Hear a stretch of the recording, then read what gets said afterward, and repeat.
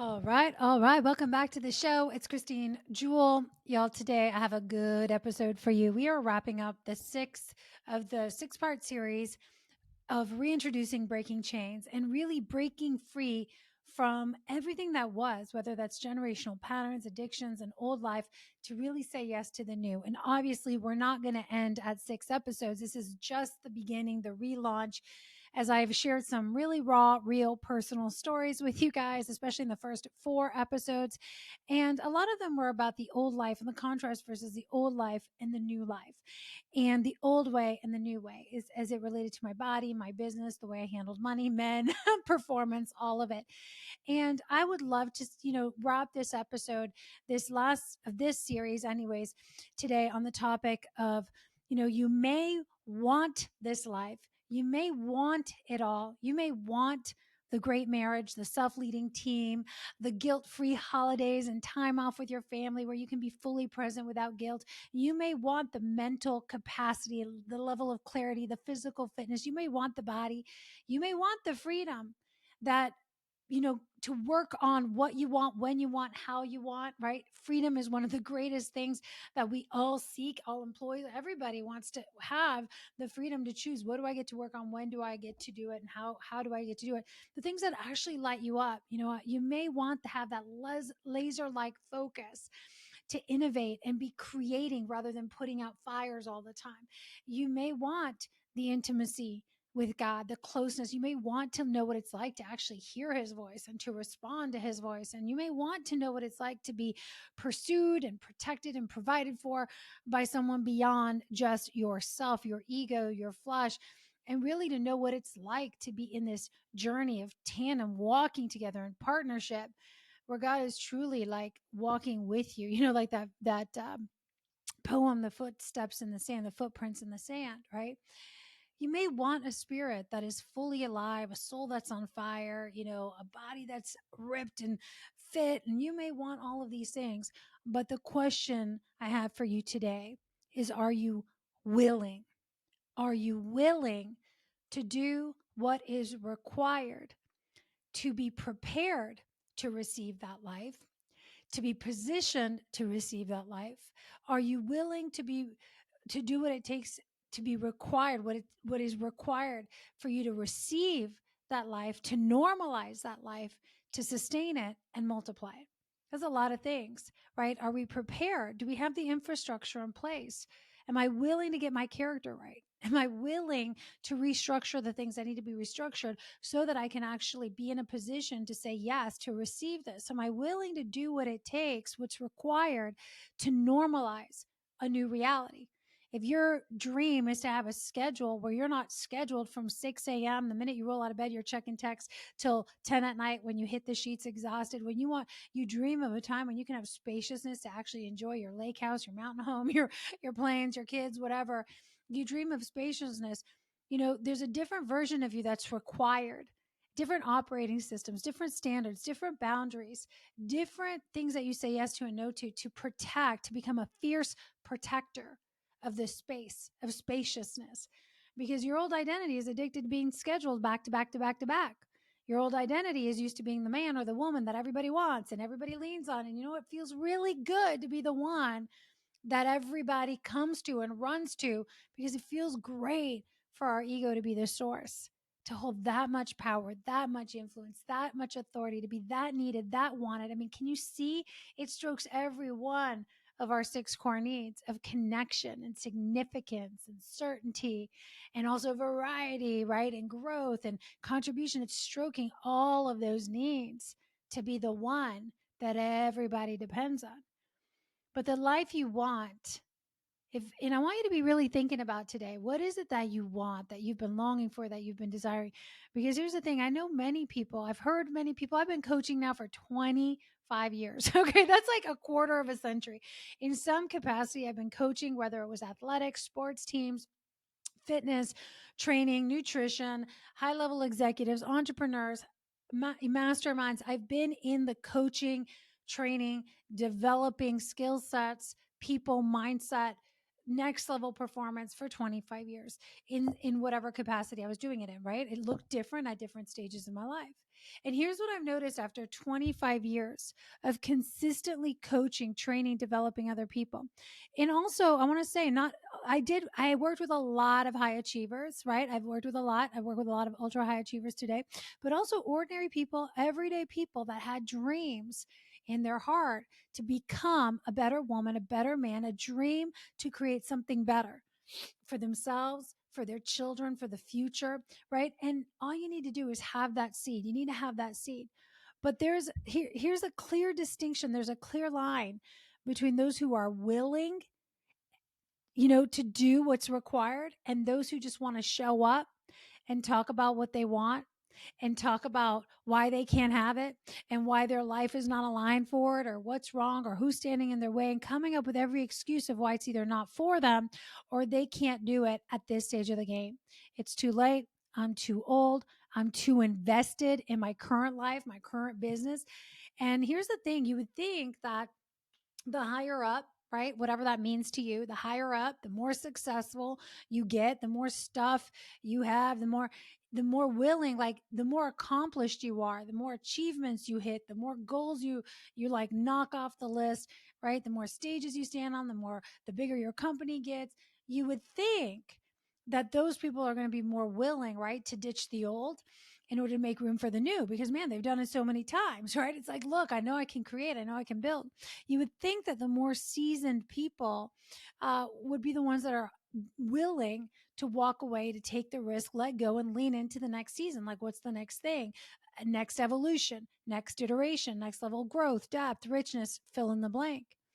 But actually, here's what I found, and I want to say there is that niche, that narrow gate of people who are willing to do that. But what I found is that most often, not always, right? There are the rare breeds. And right now, you guys, I want to like pick out the rare breeds, and I want to invite you to become a rare breed, someone who walks the narrow gate, the narrow path, not the wide path where everybody gets lost in the sea of the wake of mundane life, routine, disconnection, all of that.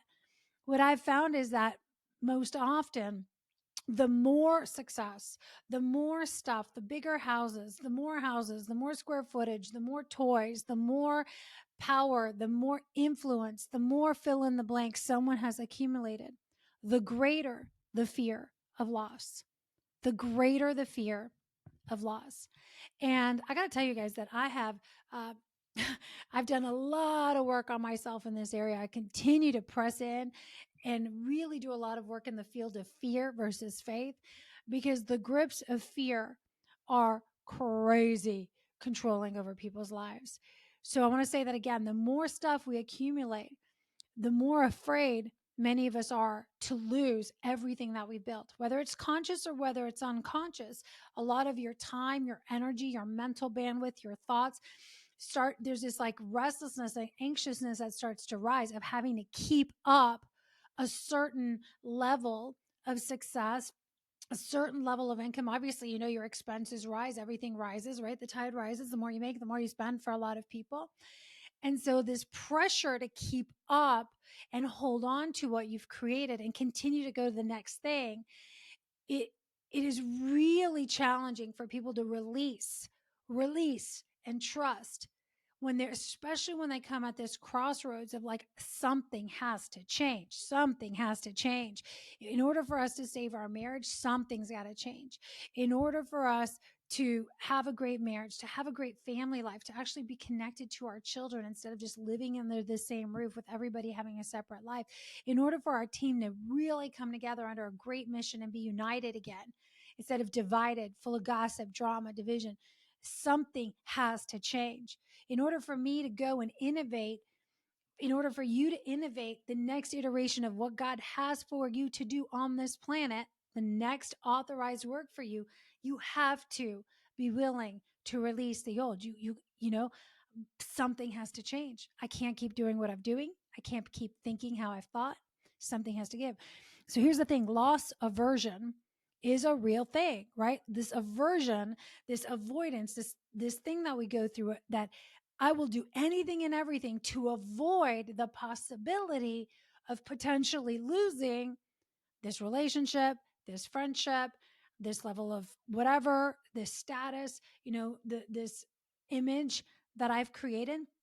So this law of subversion, like, and again, much of it is unconscious.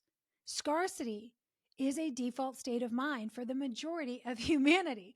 Scarcity meaning lack. There's not enough. There's not enough time, not enough energy, not enough resources, not enough good staff, not enough attractive men, not enough good men, not enough amazing women, not enough time to worship God, not enough time to work on my body. There's not enough, fill in the blank.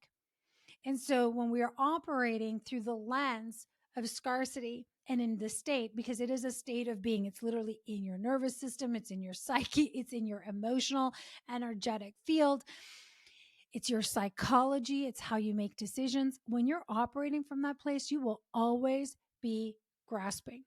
You will always be ruled by fear. And fear now becomes the dictator for many, if not all, decisions that you're making inside of your marriage. Should I say this? Should I bring this conversation up or not? No, because I'm trying to avoid an argument. And right, unconsciously, I don't want to lose a battle or whatever. Should I deal with this inside of my organization? No, because I'm afraid we'll lose another employee, even though the culture is totally upside down and inside out and needs massive, stop the bleeding, like sew the thing up, healing. We avoid and we start making really terrible decisions. Fear is a terrible counselor. Fear gives the worst counsel ever, the worst advice ever. And we start making really stupid, excuse my language, financial decisions, decisions in our marriage, decisions about what we say yes to, where we will go, what we'll experience. And we are literally ruled over, lorded over by fear rather than love. Love, aka the very essence of God. Love is the very, as God is love, right? And when we can't be ruled by fear and also be ruled by love. Like, it doesn't work that way. You're always choosing, right? We're always choosing who's my master. I talked about that in the last episode. We are always choosing who will be Lord over us, who will have authority, what will have authority over us. Will it be fear or will it be love? And this doesn't mean that we don't experience fear or we don't get terrified or we don't whatever, but we have to choose. At some point, we're at this crossroads. We choose with every decision, with every vote, with every dollar, with everything we say yes to, everything we say no to, we're voting. Fear will make you, I want to go back. You can only have one master. You can only have one Lord at a time. Some of y'all are flip flopping, right? And we do this. We flip flop. Like, today I love God, but tomorrow I love fear. And tomorrow I'm ruled by faith on Sunday. And then on Monday I'm ruled by fear again. Like, it's a very disconcerting kind of state to live in when you're flip flopping around like this. Wishy washy faith equals wishy washy results equals wishy washy confidence, and a lack of ability to really trust and lean into the voice of the Spirit because you have wishy washy results, right? You don't have a confidence muscle built up. Faith is moving into the unknown. Faith is moving and having confidence and hope in the things in the unseen. And I said this in the last episode, I'm repeating it. Trust is developed over time. As you activate faith, you move in faith, and you align your words, your actions, your emotions with moving towards the thing that you can't physically see, that you do not have certainty over. Why are we having this conversation? Because if you really want to break free from the chains of your past, if you want to say yes to a 10x life, a 100x life, the life that you know, that you know, that you know in your cells and your bones and the fiber and soul of your being, that you cannot continue to be ruled by fear. And this one thing, the desire might be there, the wanting might be there. But today's conversation is about willingness, not willpower, willingness. It's not actually a force energy. It's a powerful energy because it's yielding, it's surrendering, right? When you're willing, you're yielding, you're putting down, you're allowing yourself to be led into an open space of the unknown, the great unknown. Fear will have you making all kinds of excuses for saying, no, no, no, I can't do that right now. It is the wrong time. It's the wrong people. I don't have the means, right? I want to challenge you today to be checking. What is the life you say you want? How long have you been wanting that? Talking about it, not moving in faith, being sucked up and engulfed by the flames of fear. How long have you been wanting it, but you've given fear permission and authority to lord over you rather than activating your spiritual authority to command faith, to be quiet, and to command fear to be quiet and command faith to increase, courage to increase, the desire to move in step with love and unity and multiplication to increase rather than contraction. Fear will have you holding on, gripping white knuckled, like white knuckled to old clients, old projects, old ideas of what your relationship could have been or should have been, old memories. Oh, remember when I used to be a football player? Remember when I used to be this? Remember when we used to have a great relationship?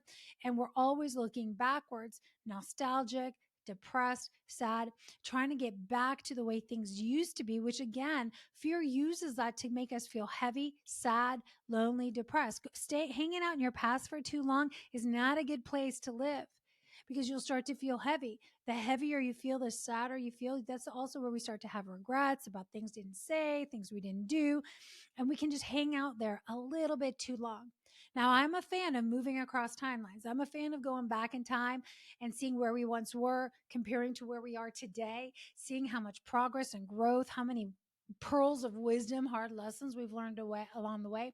I'm a fan of going back and celebrating beautiful moments, remembering, because our brain loves to remember all the ways that we messed up, but remembering the ways you have succeeded, the ways you have launched yourself, you know, into greater potentials, whatever that is, making great, more money, moving in faith, getting the right people around you, the right relationships, leaving toxic relationships. It's important to go back and just hang out there for a second and witness and honor and recognize and appreciate. But then we got to come back. We got to come back to center. I also am a big fan of moving into the future and being able to see in the unseen what's not currently presenting in your reality today. Can you see through your spiritual eyes the vision that God has for your future? Can you see the vision for your children? Can you see the vision for your grandchildren? Because I want to tell you, these are the things you need to be speaking over your life, over your marriage, over your children, not what they're doing wrong, not what you see them missing the step on, but what you see in the future that God has ordained for them. This is a supernatural principle of spiritual battle when you are fighting in the unseen realm for the things that matter most. When I pray for my children's future. I pray for my son, my daughters, my sons, my daughters, as women and men of God, loving God, working for the Lord, doing amazing things, amazing work, impacting people, leading a life of freedom, fulfillment, and impact.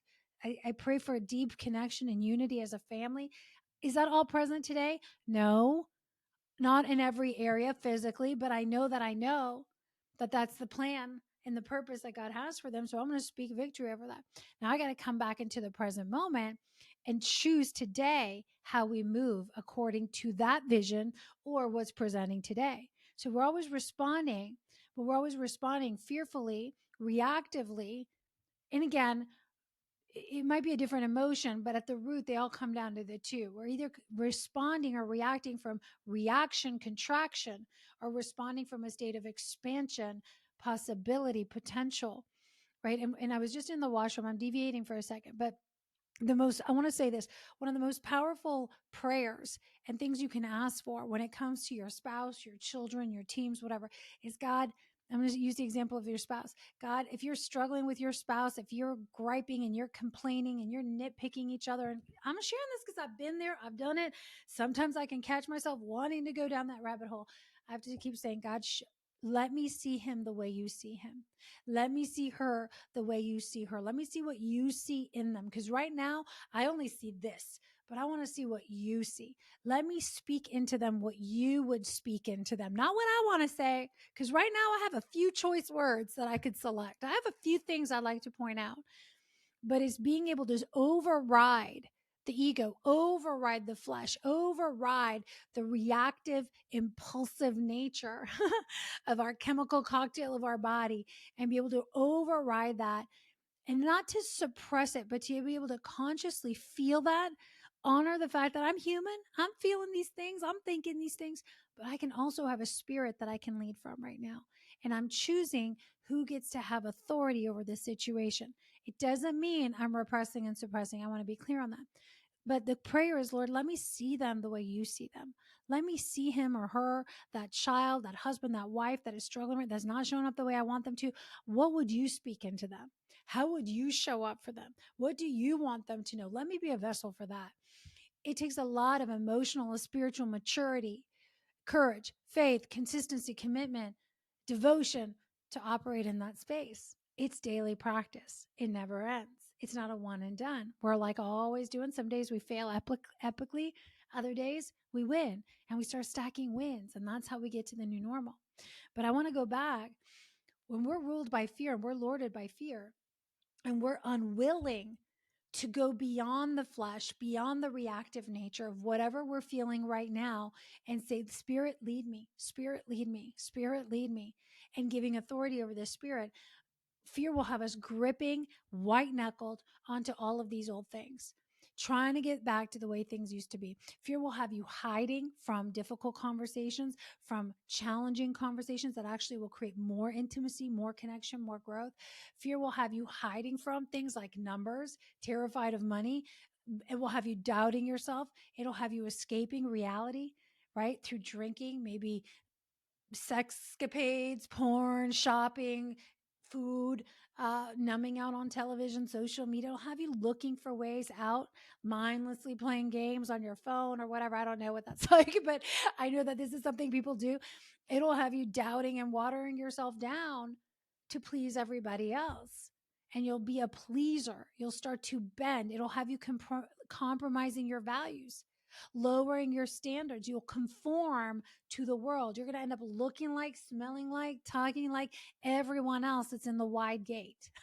It's crowded there for a reason. I say that all the time because I'm on repeat with a lot of these things because I want them to sink in to your head, into your bones, into your body.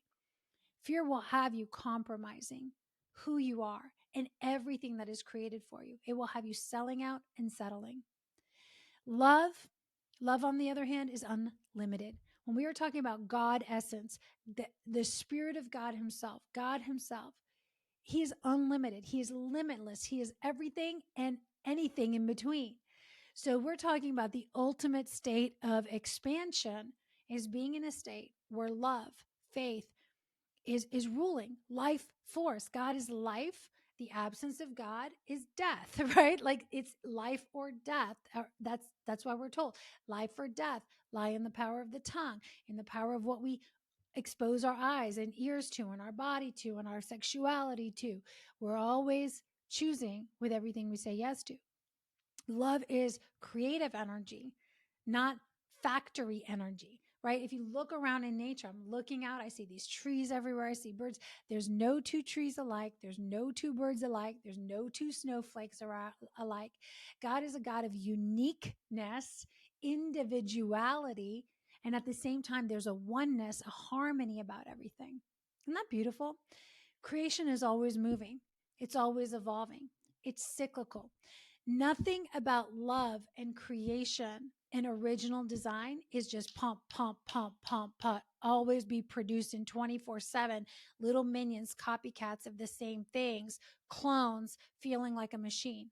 That's a factory system. That's an inverted system. I talked about that in the last podcast episode again, which I'm building off of. But we have to realize if I'm looking sideways at, oh my gosh, what are the competition doing? And I think I need to do it that way. And we start freaking out about what competitors are doing or what competitors have, or someone stole our message, or we start getting into this space of losing our unique ability, our core genius, our gifts, our talenting, the thing that makes you uniquely you. There's only one of you that can run that organization the way that God designed you to do it, right? And when He's done with you there, He will remove you from there and someone else will come in. So either you fulfill the mission or you don't. And either way, this is for a season, right? It's not forever. So love is expansive. It's creative. We're always creating. We're always evolving. Love is the ultimate multiplier, right? It multiplies. I mean, it multiplies life through birth. It multiplies ideas. It multiplies visions. It multiplies fruits, right? The fruits of our labor could be financial fruit. It could be relationships. There's a lot of ways to measure success and abundance. Money is just one way, but true wealth is much deeper than that, right? It's time wealth. It multiplies time, it multiplies energy.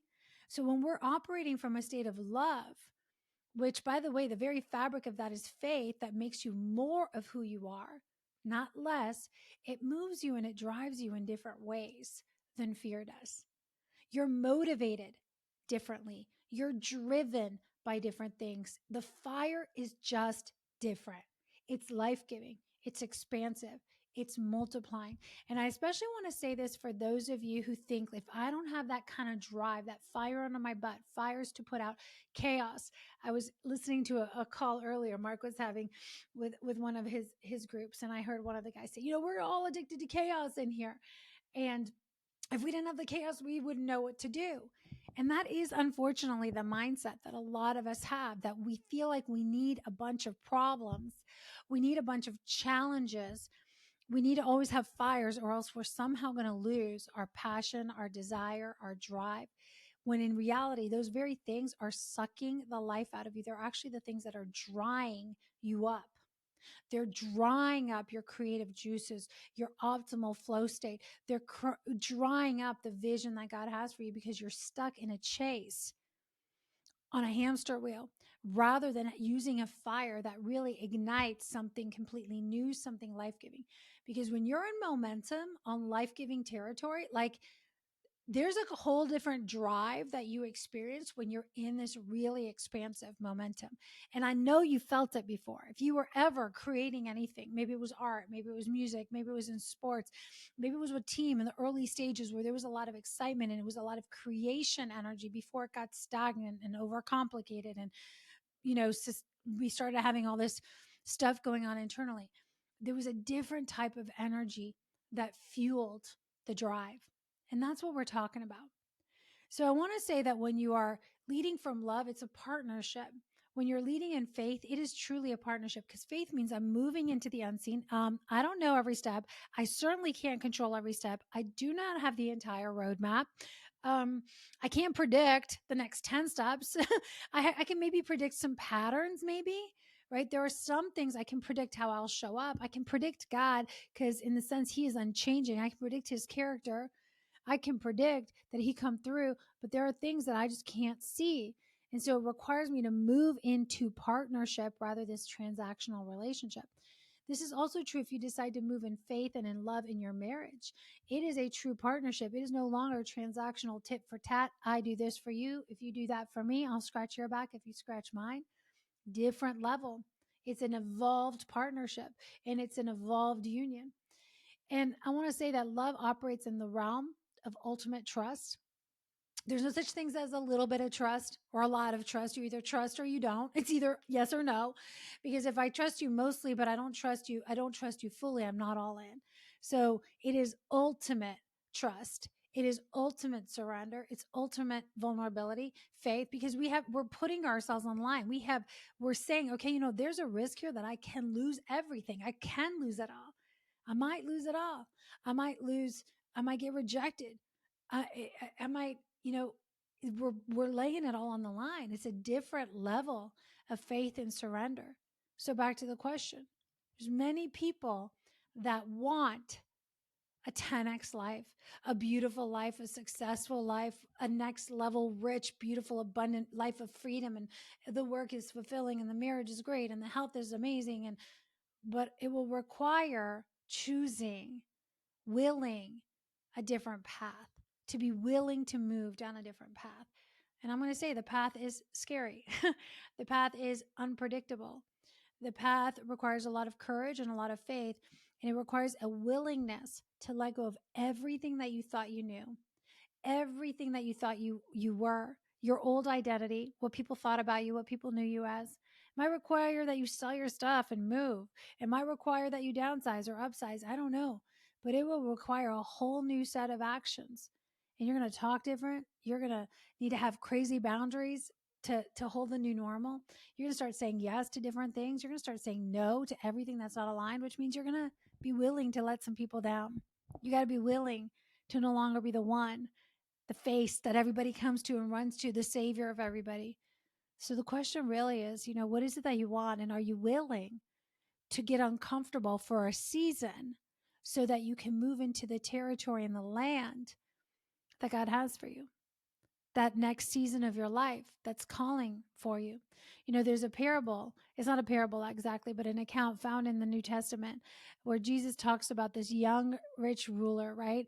And this young man comes to Jesus and he basically says, what I'll actually just read it. Someone came to him and said, "Teacher, what good thing shall I do to obtain eternal life in your kingdom?" Right? And Jesus says, "Well, why are you asking me about this?" Uh, and then there's only one who is essentially good. But if you wish to enter into eternal life, just keep the commandments. And the guy says, "Yeah, which commandments?" And Jesus tells him, and he says, "Yeah, I've already done all that. I'm good. I've kept all these things. But what am I still lacking?" Right? This young ruler, he has everything. He's the rich man. He's done all the right things. He showed up to church on Sunday. He's not murdered anyone. He's loved the neighbor. He's not stolen. He's given abundantly. You know, he's an honorable man, a rich honorable man, and he says something is missing. What is it? And Jesus says, "If you wish to be perfect, that is, have the spiritual maturity, go and sell what you have. Give your money to the poor and come follow me." Right? Believe and trust in me as the path of life. And basically, I think that this verse has been taken out of context. People think that it has to do with money and money is evil and we should just sell everything and give everything away because, otherwise we love money. But what that was a test of saying, what are the things that you're afraid? You're asking me what's on the other side. What else is available? And is on the other side of the one thing that you're not willing to open your hand to. And so I believe that this was a testament of Jesus testing this man's character to say, you really want to see what the next level, rich, fulfilling, eternal life is? Like, come follow me. I'll show you the way. Like, come with me where we're going. Money can't buy this experience. What we're going to do, no money can buy this level of miracles you're about to see. What we're about to do here, there's no way you can experience it having those things. But it was more about what his heart was attached to. And you know how the parable goes or the story goes. The man walked away. It wasn't a parable. I apologize. It was an account. The man walks away and he was sad, right? He was sad because he wasn't willing to do what was required for what it was that he was asking Jesus for. And it's so powerful. It's so powerful. If you can really tune into that, I want to ask you, like, what is the one thing that you're unwilling to give, to release? If I told you everything you're asking for is on the other side of this, everything you're asking for is truly on the other side of this. And the only guarantee you have is that you got to understand you have to have a faith in God. You have to have a faith in that vision that you can't see. But he's telling you everything you're asking for is on the other side. But first, it's going to require that you release this thing. What is it that makes your heart go, right? Like anything but that, anything but that. We all have something like that, I think. And I think that as we want a deeper, richer, more meaningful life, a more fulfilling life, more fulfilling work, we want to create more impact, we want to leave more legacy. We continue to get tested with this. We hit these different stages where we go, why do I have more than I ever had and I'm still unfulfilled? And my question to you is, what are you holding on to that you have been unwilling to step away from so that you can experience the 10x life? A book came out recently called 10x is Easier Than 2x. It was Dan Sullivan, Benjamin Hardy. I have it here on my desk, and it is a phenomenal book. It's not a faith-based book at all. It's business or mindset book of stepping into your 10x life. And they talk about when you want to exponentially grow, whether it's the amount of money you make, clients, the work that you're doing. As the leader, you have to stop doing 80% of everything that you were doing before. You have to just focus in on what's the 20%, those few things that you were doing that are going to be the key things that normalize your new future. And if I think back to the rich young ruler, I'm sure there's some skills, some talents, some abilities that he had, that 20% that would have really served him and the whole mission and the disciples and everyone well if he was willing to go there. It would have really multiplied the whole, it would have exponentially increased his life. And I believe he probably would have had the stuff back or whatever. That's just neither here or there. But he was willing to let go of the 80%. And I've been meditating about this. Mark and I've been talking a lot about what this looks like for us. And as we looked over our own life and our own experience, and we wrote down, what were the leaps that we made out of faith? I would say that looking around, we have both made exponential quantum leaps in our life. Our life today, just 5 years after we met, looks radically different, like completely different in every single area. It is a total reconstruction of everything financially, emotionally, spiritually, in our health, in our relationships, like where we live, how much money we make, the house, the work that we're doing, our spirituality, everything is completely rebirthed, renewed, transformed, meaning it's no longer what it was. It is so much better. Was it good before? Yeah, it was good. It was great. Right? Like I had a successful business. I was making great money. I was traveling, doing what I wanted, but it was a different level of richness and depth that I have today. And I think about what were the things that I had to go through to get here. And a huge piece of my initiation required the willingness to open my hands where I was gripping and holding tightly. I had to walk away from a relationship that I was in for, 8 years, my second long term relationship after a failed divorce. And then I was in another one. And to walk away again and feel like, oh my gosh, talk about the aversion to loss. Like, here I go again. I'm going to lose another relationship. I'm going to fail again. What kind of person fails this many times in relationship? Like, there was so much garbage there that that loss aversion was a real thing. I had to walk away from a business that I had built from the ground up, literally from the ground up, from $0, selling my wedding ring to open it up to being the way that sustained our family, our finances, our kids, put it like fed us. We went from having nothing. And so you see how much of your identity is like, all I know is all I know. Like, this is what I've always done. This is what I'm good at. This is what I know. If I would have held on to that, it would have been such a mess today because God was already moving me into the next thing. It required me to like look at that building that I had bought, look at that location, you know, celebrate the memories that were there, celebrate the time that I was an athlete and I was coaching athletes and I was coaching people and doing nutrition and training and running clinics and such a huge part of that community. And I had to like lovingly, powerfully release it back to God. There's a time I had to close it down, right? I just decided it's time to close that business down. And again, whether you close it, whether you sell it, whether you have somebody else take over it and you transition, it's irrelevant. The point is, whatever your path is, are you willing to step away to step into the new thing? There will almost always, in fact, I will say always, be a void, an unknown. Because if you're just jumping from one to the next, it's like jumping from one relationship to the next one, to the next one, to the next one, or job hopping. But when you can take the time and space to drop into, you know what, now this season is over. What is the full yes? And you can make room for the next season, man, that's when God shows up. That's when miracles start to happen.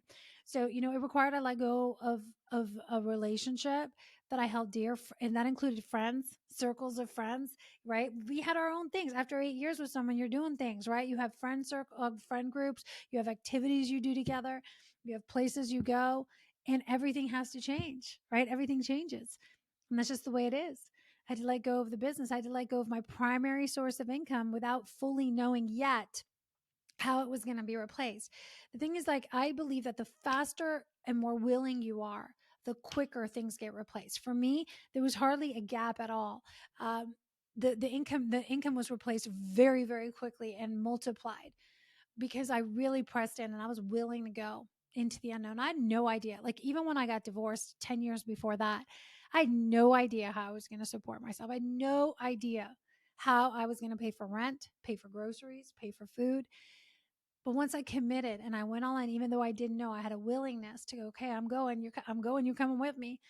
God showed up. People showed up. The support, the resources, the provision, the direction showed up. And so here I am again at another crossroads, and we went through another leap when we moved here to North Carolina. I had to leave Canada after 20 years, my home. I've got two kids that are still up there. I mean, they're 18 and 20, but that was hard, right? To say, okay, we're going to start this new season of life. There was so much history there. But to be able to say, okay, this is the next chapter. We're going. We didn't have all the answers. We didn't know even 30 days before we moved here. We didn't even have a house. I think it was maybe 45 days. We didn't know where we were going to live. It was such a step of faith, such a step of willingness every step of the way. And even now, Drop the Armor, my book, the final manuscript has come through. In fact, this morning I sent out 5 endorsement letters with copies of that. I'm so excited to be gathering those. We're going to be launching around June 2nd. So make sure that you're staying, tuned in for the pre-order links. But as I step out and I say, okay, God, I'm going all in. I'm going to be a spokesperson. I'm going to get this message into the world. I'm putting it out there. There's a lot of things that he's calling me to do again, to step into, that I have no clue what I'm doing, how I'm doing it, what it looks like, where things are going to come from, how they're going to come together, but I'm willing. And I said to my coach earlier today, wherever he sends me, I'm willing. I'm willing to go. And I said the other day when I was walking on the block for my prayer walk around the block, I said, I don't want to step on any stage that he's not standing on there with me. I don't want to write any book that he's not got my pen or my hands writing with me. I don't want to share any messages that he isn't speaking through me. I am committed and willing to partner up in the next season, in the next thing. And I want to say this final thing before I hop is that wherever you are, you can be content. You can be joyful. We can celebrate where we're at. We can delight in where we're at. We can be at ease where we're at, while also be excited about growing and evolving and stretching and raising the standard all the time, because we're always evolving. We're always on the move, right? Even when we're resting, you're still on the move. And so this is also a growth invitation, is being the person that doesn't always have to be on or off or in a certain place or living in a gap, but just recognize, can I love where I'm at today, knowing that I'm on the move. God's on the move, and the move looks different at different stages of life. It really frees you up from so much heaviness, frustration, anxiety, when you let go of the need to control, when you are no longer letting fear be Lord over you. You guys, I want to thank you for being here today. I know that this was a powerful message. Man, I felt the power of this message.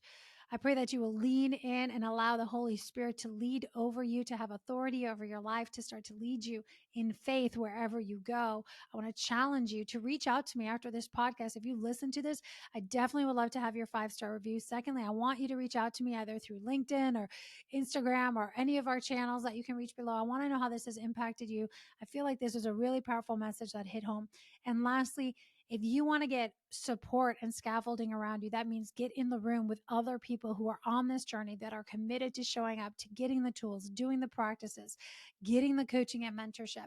We have an amazing mastermind called the Roundtable for leaders who are ready to really grow and evolve in their marriages, in their lives, and really to create a life of having it all, but the kingdom way, the life of freedom, fulfillment, fueled by faith. And I'll tell you this, it's going to require your willingness. So if you are willing, click on the link below, book a call. We'll see you guys in the next episode.